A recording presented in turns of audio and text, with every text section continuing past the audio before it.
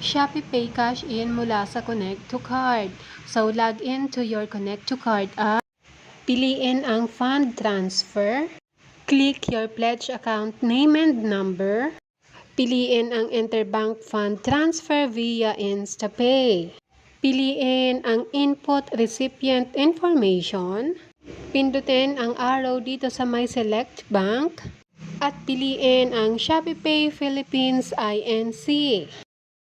Ilagay ang details. Recipient account number, ito po yung cellphone number na nakaregistered sa Shopeepay, recipient name, and then the amount to be transferred.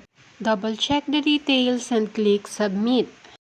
Input your 6-digit PIN. Transfer is on process. So this is a real time. You can check your Shopeepay account balance right away.